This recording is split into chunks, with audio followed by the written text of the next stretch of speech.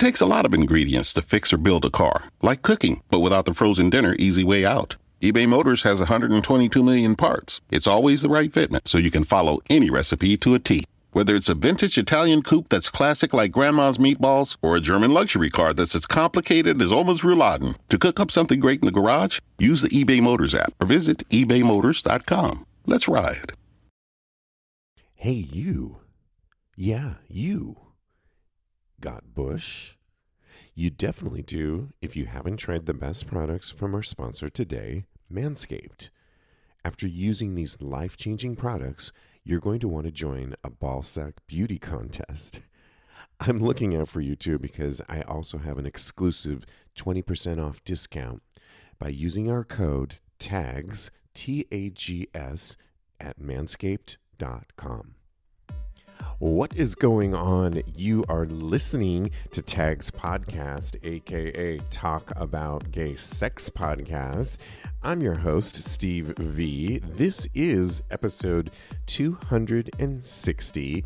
And on this week's episode, we're mixing it up a little bit, welcoming back friend to the show, sex and intimacy coach, Finn DEERHART. So great to have him back on the show. He's going to be sharing nude talks with us as he always does, and stay tuned for his upcoming fall workshop at Joshua Tree. It's going to be really amazing. We're going to tell you all about it. Well, before we get into that, in response to more talk of Colton Underwood, you know, the former Bachelor who came out recently, who also has a new Netflix show with Gus Kenworthy coming out, I wanted to, at Josh Roth writes in giving his perspective.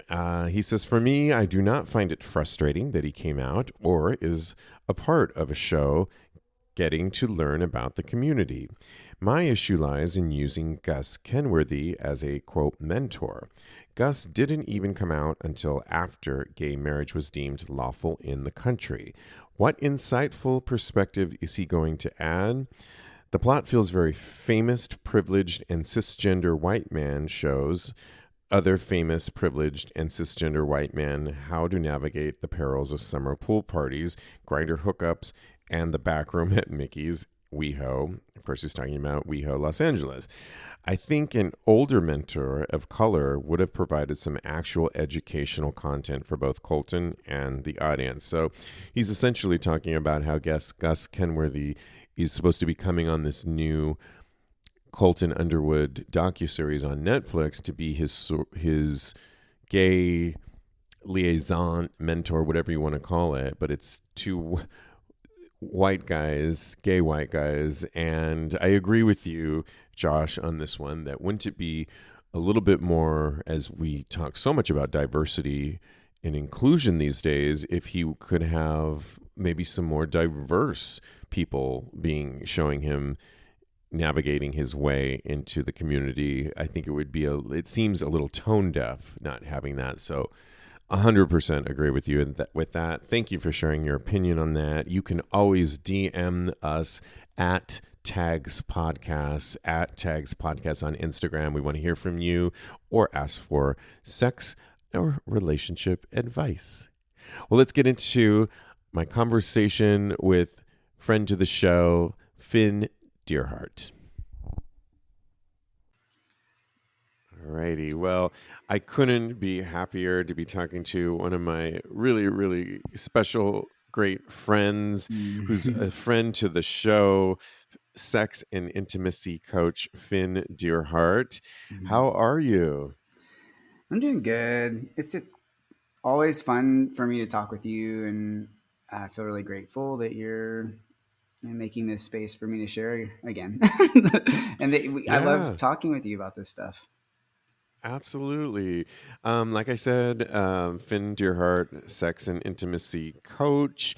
You can certainly find a lot about him at FinnDeerHart.com. We're going to be talking in this discussion about two upcoming programs you will want to know about and potentially put in your calendar.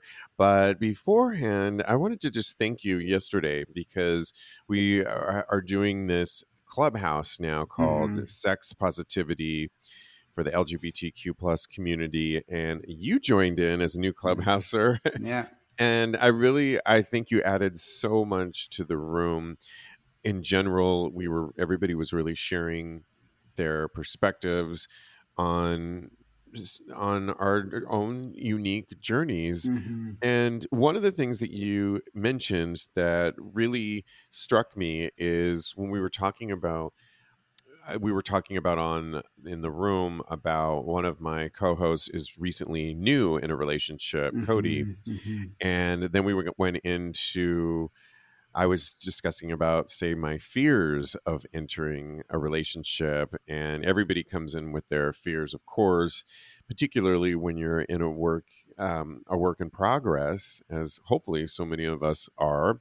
But Mm-hmm. you Totally. mentioned that I wrote a little note down. Is you said you've been in a long-term relationship, and you said you had a reckoning at some point that one person, your partner, is never going to be everything you desire or need, and you had to come to that reckoning.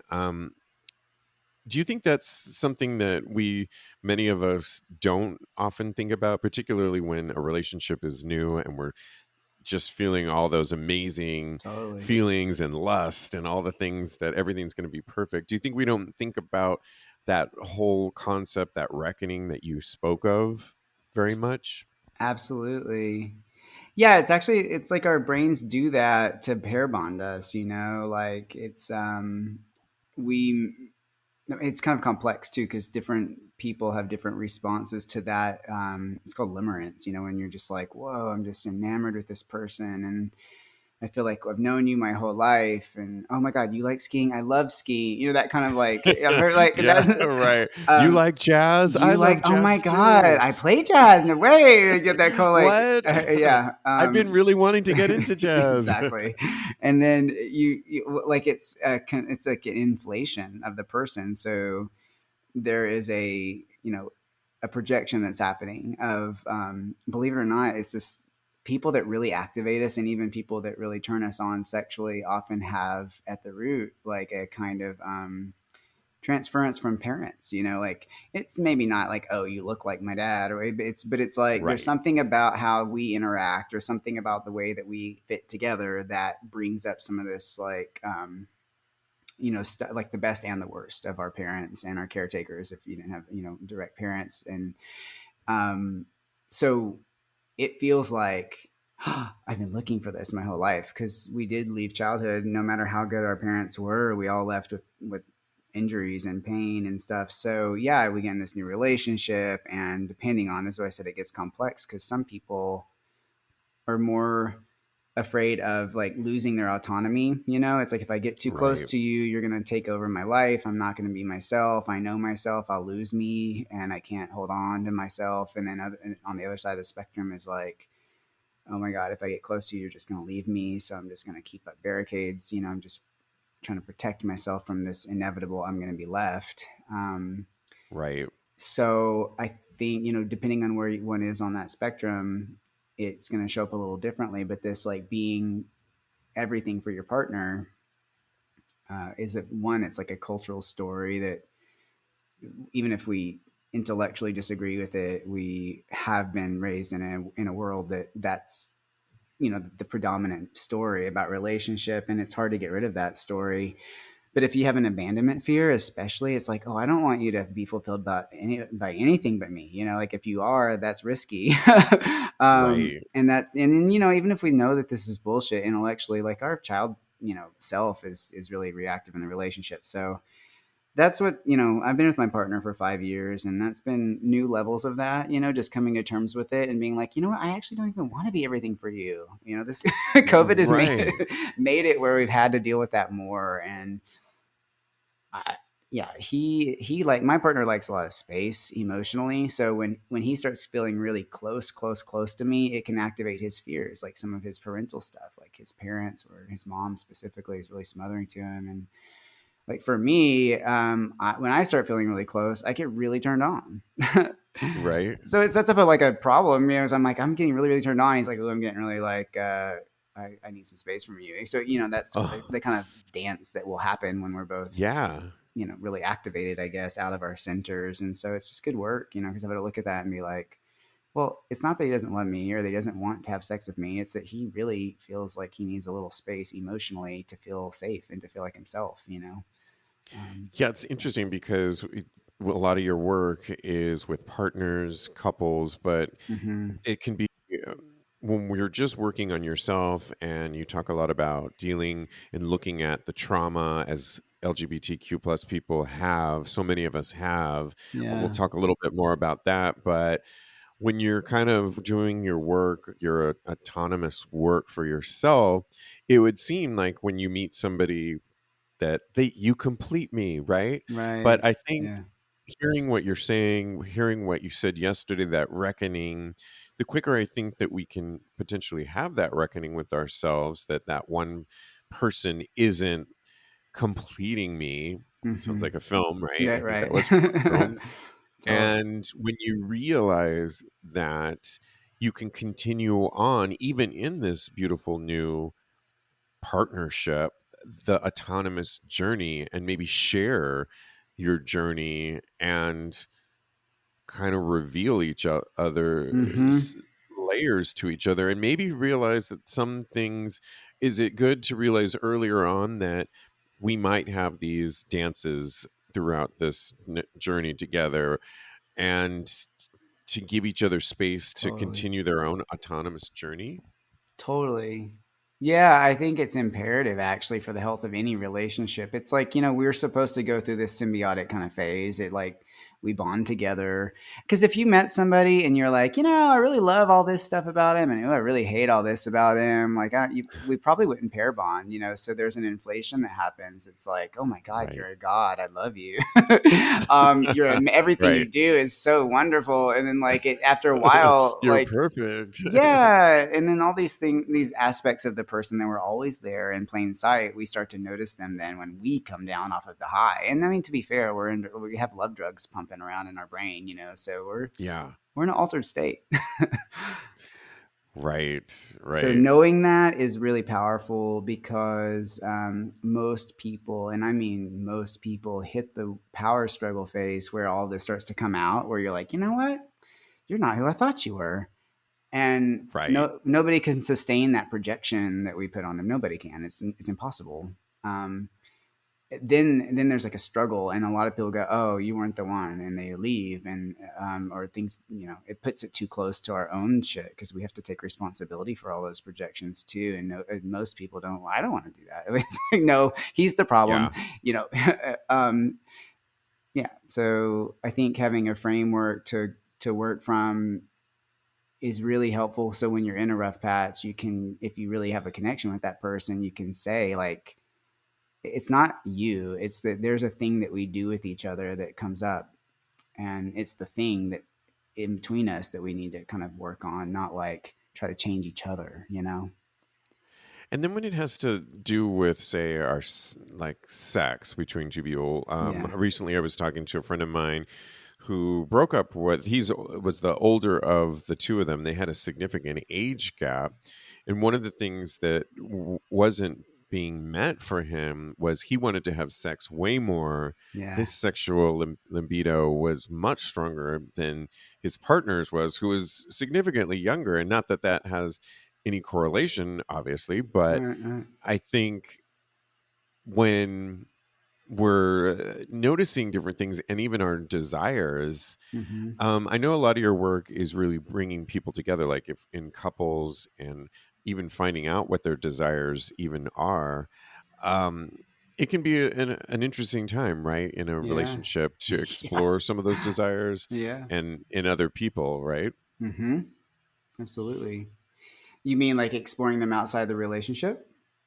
Or just within the relationship too. I Yeah. think maybe so many people are very, now I think if I was to enter a relationship, I would be much more open about what I desire. And I think in the past, I spent too much time trying to be that Mm-hmm. sexual being that I thought my Right. partner wanted me to be.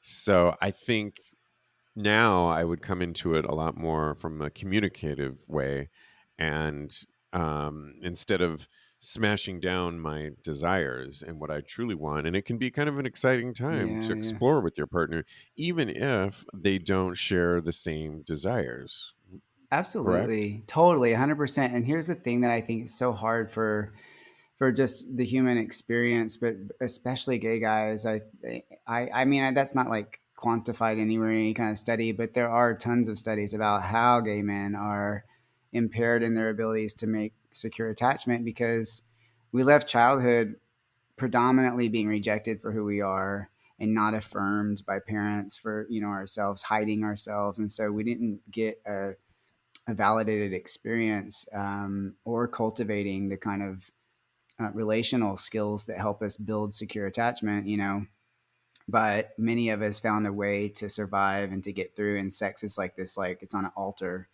and it's amazing. Sex is amazing. So it's like we fought really hard to get here. You're not going to take this away from me. So then we get in Right. relationships, and what happens? I mean, almost every couple that I work with, it's like, okay, so the relationship is set up in a way where to get close with someone and to feel really safe with someone, we have to feel each other's pain, and like really make space for that. Right. And we want to protect each other from the pain, like we want to be like nurturing and safe and like stable. But like sex and desire, like our arousal templates, the things that turn us on most are the wounds, like the very wounds that we're trying to protect our partners and ourselves from in the relationship. So then it's like, well, I don't know how to get really turned on super hot in the relationship because I'm, watering down the effect of feeling these wounds between us so that we can feel safe. But Right. like if I want to get really horny, most people have this experience where it's like, where did they get the hottest sex is when they're like there's some emotional distance or like in hookups or when they're on substances or some place where they're able to like let go more and like feel themselves more. um, Maybe there's a power dynamic that exists and then because of all the pain that they carry, so if you want to, again, it's like the couple has to come to this point where it's like, wow, I really you don't like do all the things for me sexually. And even if guys are in an open relationship, it doesn't even matter because a lot of guys are in open relationships just in an attempt to like circumvent these problems anyway. So Right. whatever kind of relationship you're in, monogamous on a spectrum to open or poly, it's like these are still dynamics that have to be held and attended to. So a couple can really bring that in, like you were saying, and say, all right, I want to look at what comes up for me, like with this and that, and, kind of start sharing their desires amongst them, each other, or bringing in people or role playing or doing all, and they're going to confront their fears of rejection and their, fears of embodiment, or I don't know how to do that. And, oh, I've been performing my whole life and I don't know how to step into this fantasy of mine that I've been holding since I was young. I love this fantasy, but I can't do it because I can't feel comfortable enough. Right. It's a lot. Yeah, it's just a lot, but it can be done. And then it's really beautiful because it's healing because then your partner's with you and is like, I got your back. And yeah, let's do this. I do want to watch you get gang banged or whatever, and then when that can happen, that's a healing moment because I get to be all of me, and at the same time instead of having to segment my experience on either side. Hey, it's your buddy Steve V, host of Tags Podcast. And the last Sunday Fun Day, my buddy, who's been on the show, but I'm not going to name names before, had me manscape his back using his rusty old clippers. We were hanging out by the pool, and he thought he'd ask for my services to kind of trim him up a little bit, which happy to do. But when I grabbed his clippers, I'm not sure when he got these. They were grabbing his back. I had to be careful how I used them. It was a hot mess, and I quickly switched him over to Lawnmower 3.0 trimmer, which did the job so much better, so much smoother. I think we have a new recruit. You know why? Because Manscaped is dedicated to helping you level up your full body grooming game, and they've got their Perfect Package 3.0 kit. The Perfect Package 3.0 kit comes with the Essential Lawnmower 3.0 that I was talking about. It's waterproof, cordless body trimmer, and a ton of other liquid formulations to round out your grooming routine in this kit. This is the best trimmer on to help you trim up the hedges. This trimmer features a cutting-edge ceramic blade to reduce grooming accidents, and it's thanks to their skin-safe technology pioneered by Manscaped. When you trim the hedges, the tree stands taller. Inside their perfect package, you'll also find the Manscaped Crop Preserver Ball Deodorant, making sure your balls are smelling majestic before your next grinder date. You'll also find the Crop Reviver Ball Toner, a spray-on testy toner that's designed to make your balls smell irresistible. With the perfect package or performance package purchase, you get 2 free gifts: the Shed Travel Bag, $39 value, and the patented high-performance reduced chafing Manscaped Boxers. Well, I've got a deal for you. Get 20% off plus free shipping by using our code TAGS, TAGS, at manscaped.com. Again, get 20% off and free shipping with the code TAGS, TAGS, at manscaped.com. It's 2021 and you still got bush? Change that with Manscaped. Well, one of the things you mentioned yesterday when we were in Clubhouse, I believe you said in an upcoming workshop, but as so many of us are so attached to porn, and porn is such a part of so many of our days at times. I'm sure this past year for so many of us, it was just, with OnlyFans, people's subscriptions have just skyrocketed, and getting turned on by people that we follow, porn and all. Mm-hmm. And I think you said you have an upcoming workshop where you're going to be working with partners or just people, like kind of reenacting, finding clips of your favorite porn scenes, why they turn you on, what it triggers in you, and then helping you recreate that for yourselves. Can you tell us a little bit more about that? Because I was so intrigued by that. Yeah, man. I love, it's so, the hot debate around like porn addiction or sex addiction and all this stuff, especially post like what happened in Florida. And it's a scapegoat that people use. It's like, oh, this person's like, they're porn addicted, or and what's happening so often is like, it's not the porn that's the problem. It's as much as it's like the person, like for instance, in a relationship, are they going towards porn and jacking off because it's easier for them there, or because they don't know how to confront something with their partner, or because they feel inhibited so much with their partner? But hey, like when we go whack off to porn, we're by ourselves and we get to feel ourselves, by ourselves and in the privacy of our minds, where we get to just find what we want. There's no monitoring. So there's a lot of safety that's felt there. And so guys will, maybe edge for hours with porn. So there are days where I've like, I call it like a porn tunnel. I'm like, whoa, it's been like 2.5 hours. I had set out to do stuff, and now look at where we are. But like it's all in the head. So it's psychogenic. It's in the mind, and you're like having this experience vicariously of other people.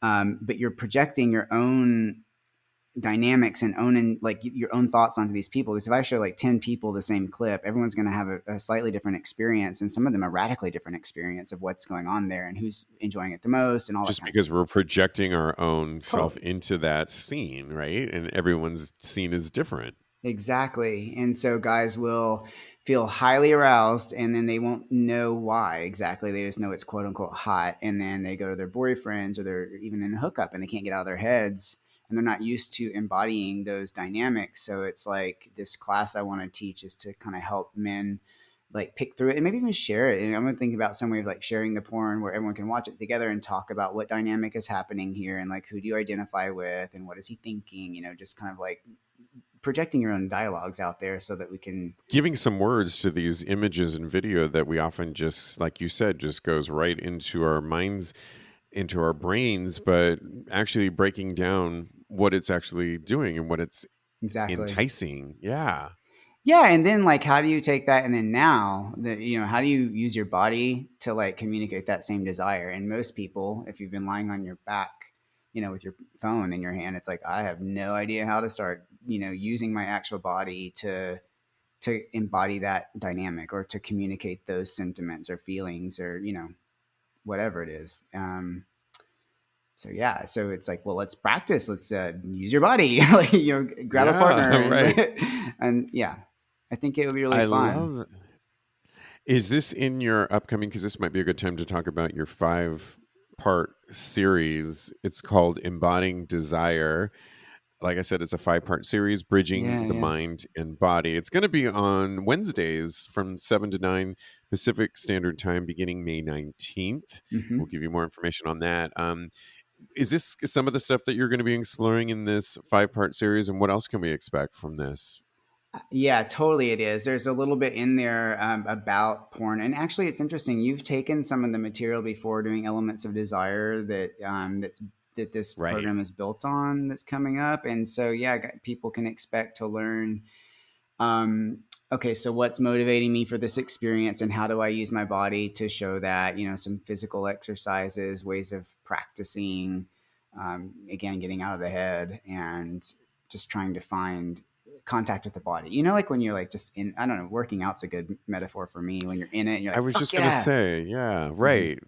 You have to really embody it and take it just from the ethereal or the The brain image. Yeah. into your body. Actors do this all the time. You have to Hmm. make it physical to feel the character. Why wouldn't we think that getting intimate and learning more about ourselves wouldn't be a physical experience as well? Yeah.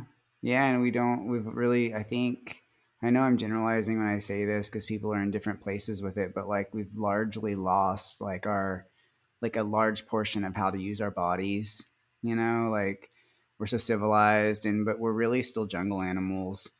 And I think that's why part of the reason why, sex, uh, it lives in these places for a lot of people of shadow and that there's shame around it because it doesn't really, it doesn't fit in with our cultured way of being or civil ways of like, exchanging values. Cause it's like a lot of sex is really rooted in transgression and, competition and like wanting to be better than someone or wanting to be less than someone. These are not the kind of values that people sit around their table after church and want to like admit that they're feeling. So I mean, you can't really use your body for it either. It's like we've been trained.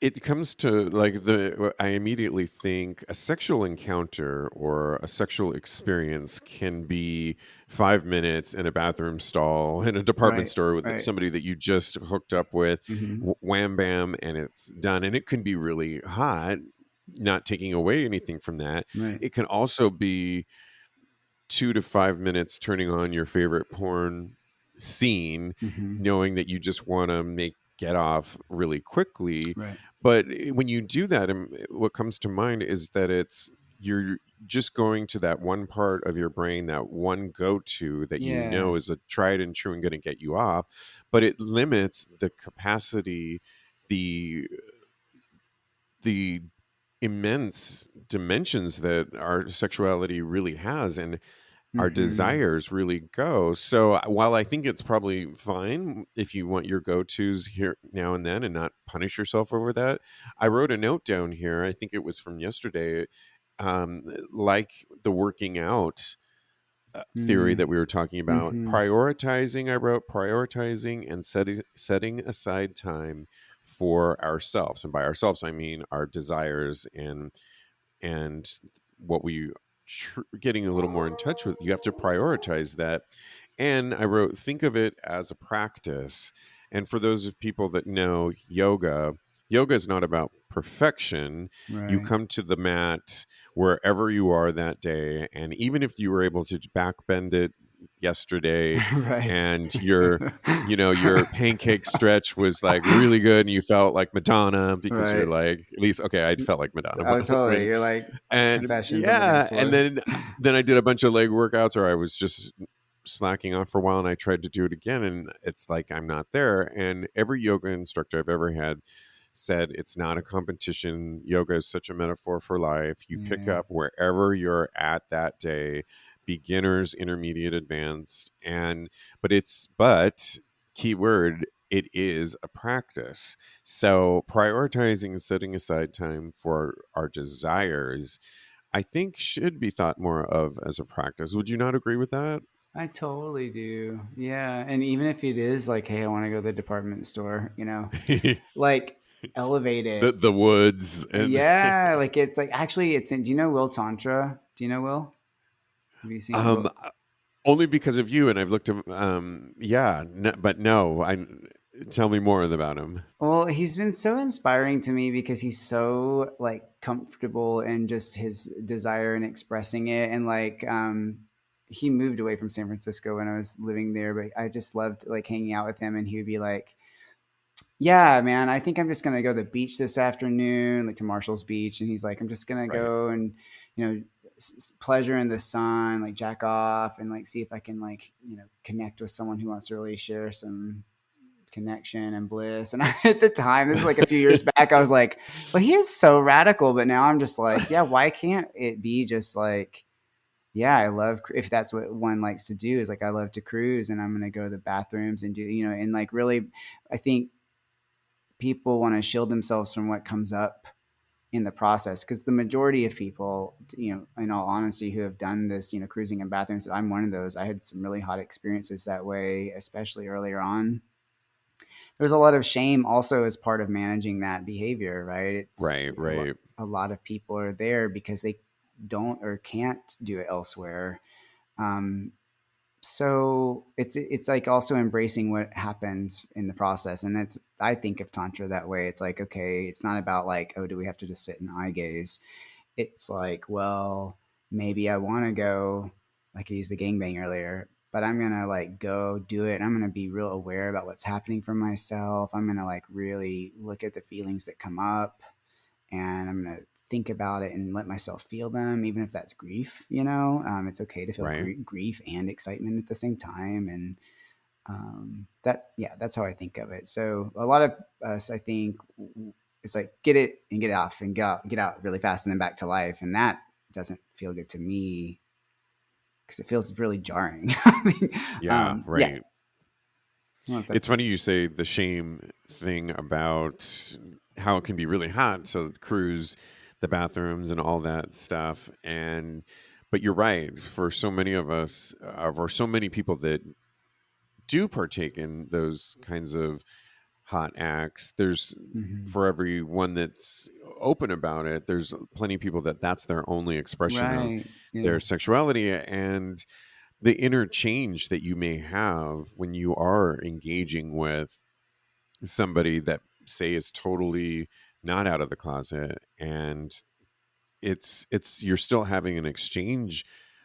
We might be sharing energies, and I think to be aware of that would be such a good thing, because it could bring up certain things for yourself too, or at least having that mindset and awareness, yeah, because whether you know it or not, you're exchanging energy when you hook up like that. yeah, And yeah. if it's so, yeah, I think that's such a great thing to just kind of see what comes up for you afterwards too, or during, Oh, and during, maybe right, take mental yeah. note. Yeah. Yeah, because how many times have you been like sucking a dick and been like, I'm done with this, but I'm doing it anyway? I've had that experience a Yeah. lot. And I might even actually be simultaneously really turned on about his cock or something, about the man, but also inside having a anywhere from like a boredom to ambivalence to like a disgust response about something else in the experience. But a lot of us Right. have Or that. totally pulled out of the experience as well. But you're, Totally. yeah.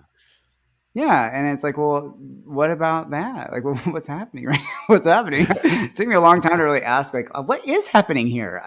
Yeah. I love these questions that we can ask ourselves. And, I wrote this other note down. It was stemmed a little bit from the discussion we were having yesterday Mhm, on sex positivity. And it had to do with the general question of, as gay men mhm. or LGBTQ, it sounds like we're a really young subgroup species in a lot of ways, because you talk a lot of your work explores the willingness to explore the various traumas that have occurred through us. And so many of us have our traumas have to do with our childhood, and of course oftentimes with religion. You talk a Mhm. lot about it in your bio. Again, people can read about it on your website. We'll give you that again. But do you think that just as gay men, as a group, I call it, species to our Mhm. heterosexual counterparts, that we're just starting to show signs of of seeking our like potential growth. Just Yeah, people like yourself, people that are really tantra specialists are helping us, that there's something more to it than just being gay and the sex part of it, that we're just starting to crack the surface. I do. Yeah, I do. I think change is happening. And I know that people want change to be fast, but that's just not how cultural change happens quite often. And I do think it's changing. And, look at where it was just, 20 years ago. Right. A really awesome book. You might have seen this. If not, I recommend this book to everybody. It's Out of the Shadows, Reimagining Gay Oh, Men's Lives by Walt Odets. I'm writing it And down right now. dude, it's so cool. He like basically in a nutshell, the book is like a look at the gay community from the AIDS crisis to the post AIDS crisis to the now, and like three different communities with the people that were immediately involved in the crisis, and then people that came out of the closet afterwards, but shortly thereafter, and then now young people today, and the difference of the spectrum of their awareness of all that. Like, and he folds in a lot around just our development as kids and what we've been through and why it's we have sex and intimacy issues, and it's just a really beautiful book. Wow. Yeah, it's That really cool. But exactly what talking exactly what I was saying, how young and Mhm. how we are, and change does take a longer than we would want it to, probably. Yeah, yeah, and I think people are talking about this more. Like mental health is becoming less stigmatized. People are more that people used to be like ashamed if they were going to therapy. It's like, and Right. still people still do think that like, oh, what's wrong? It's like nothing's wrong. I'm trying to Yeah. adjust to this ridiculous world that I live in. Like, And uh, doing the work. Yeah, it's actually should be a really applauded, if yeah. nothing else, or just great. You're doing the work that, you Hmm. know, I think you were even saying, I'm sure you wouldn't mind me sharing, but just you had, today was sort of a me day for you. And as Totally. you're a coach and have clients, but you've got your own coach, and the importance of that too. It must be so important to you Oh my to, god. yeah. So, yeah, 100%. Like my therapist, I don't want to say her name, Aggie Quinn. She is fucking amazing. Um, and I've been in therapy for 5 years. I've been in supervision for 2 years with my own work. And I had both today, therapy and supervision, and it just makes me really happy. It always reaffirms that I feel like I'm in the right place. I love that. I love Hmm. that. Well, we have to talk about Joshua Tree Fuck yeah. and this upcoming. It's, guys, you want to hear about this? There's some spots left. It's Finn Deerhart along with Jason Tantra, correct? That's correct. Yeah. It's going to be a Tantra coaching training Hmm. at Joshua Tree from Saturday, October 23rd to Friday, October 29th. And it's going to be, I'm just reading it here, a multidiscipline training program for healing arts practitioners, body workers, and tantric coaches of all kinds. And you can transform your eroticism into space holding of profound depth for yourself and others. And just some of the things, you're going to give us techniques, experiences, and practices that have been integrated with the therapeutic models of understanding and intervention, and you'll learn to transform your eroticism into space holding of profound depth for yourself and with others. So, things like practices, Hmm. rituals, techniques, exercises, and processes. So, is it really for somebody that wants to hold spaces, and is it for intermediate or people that are thinking of getting into this type of work of holding spaces? Mm. Yeah, it's actually all it's made in such a way, the program is made in such a way that there are three modules of what Jason. Some A lot of this is I'm about to say is Jason's work that he does with his husband, which is the diploma program. So there are three modules, and they're spaced out. You can take them, once a year or whatever. That are one's personal journey. So it's like, let's say Joe signs up, he's going to go through three modules of personal tantra journey with Jason and Ingo. And then the other three modules of the coach training program are how to do this space holding piece. So that's the part that Jason and I are doing together. And that's where you take your experience and start to learn how to apply that in a practitioner type space. So people that are doing, tantric massage or erotic massage or energy work or anything like yoga, tantric yoga, or if just wanted to learn how to, have a sexual experience with someone, and bring in counseling techniques and stuff to like help. Let's just say, I mean, a lot of men get to the point where they're like, yeah, been there, done that with everything, and I want something new and kind of exciting and challenging intellectually around sex. And so they aren't a practitioner, but they want to take it because they get to like, when they like have sex with somebody, whether it's Oh, right. a boyfriend or like a hookup, it's like, how do I, They can can turn kind of this in, direct, give yeah, it some direction, perhaps, yeah, or like whatever's coming for this other person, like really a transformative experience. So it's kind of like sacred intimate work, sexual surrogacy, that kind of stuff. Without branding it as such, but yeah, like doing contact work with people, that is sexual and intimate, and also process holding. So it's not just like a physical experience and bye. It sounds amazing, and I love that it's going to be at Joshua Tree, which Totally. what a great place. Will people just be staying in one location? What can you tell us about that? Because it's a week, correct? It is a week, yeah, and it's going to be at a really beautiful retreat center. Like if you go to on my website, you can see the event and the calendar. It's actually, if you go on my website to the services tab, there's like a gay tantra tab. Click that.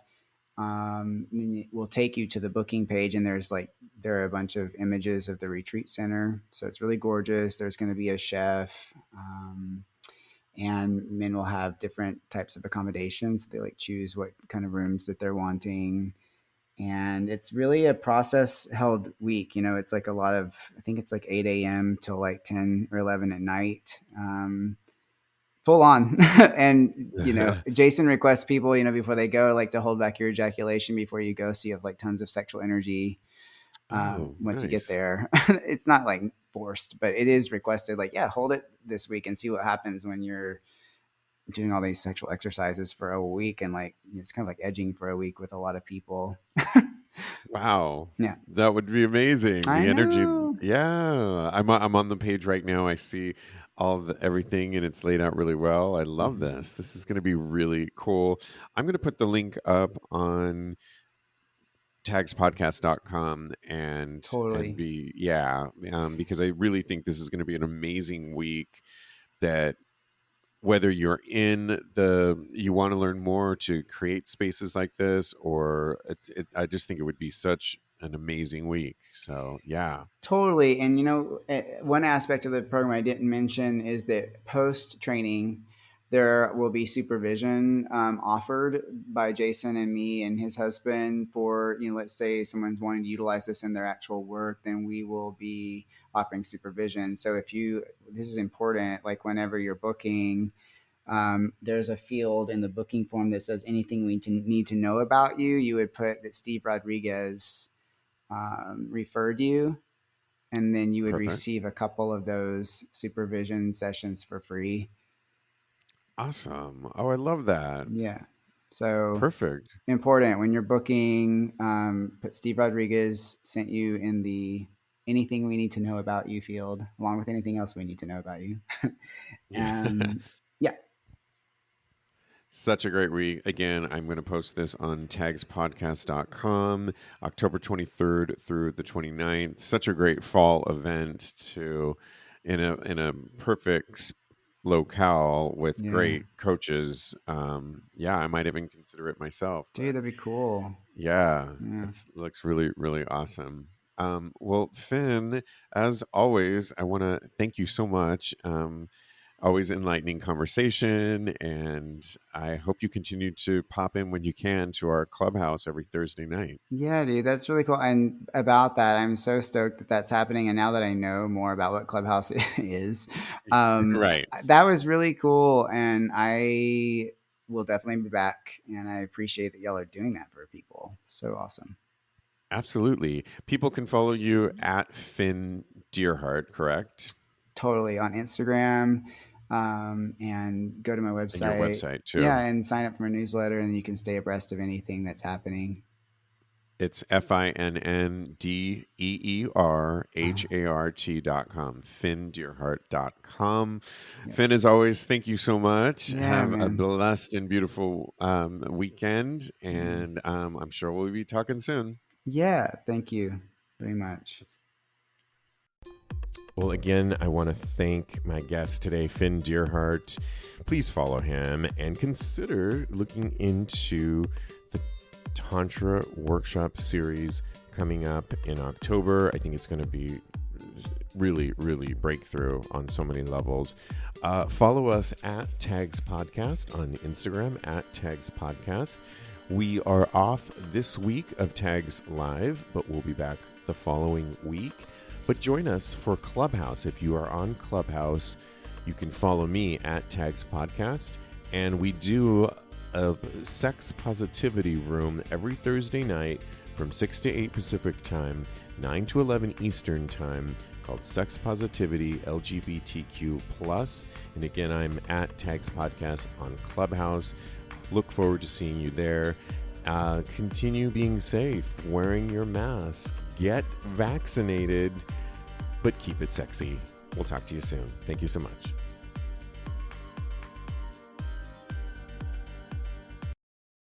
It used to be hard to find the exact auto parts you needed, and that meant spending a lot of time at swap meets. It's a different game now when you can order exactly what you need from eBay Motors. They have 122 million parts, so you can always find the right fitment. Spend less time searching and more time building with the eBay Motors app, or visit ebaymotors.com. Let's ride.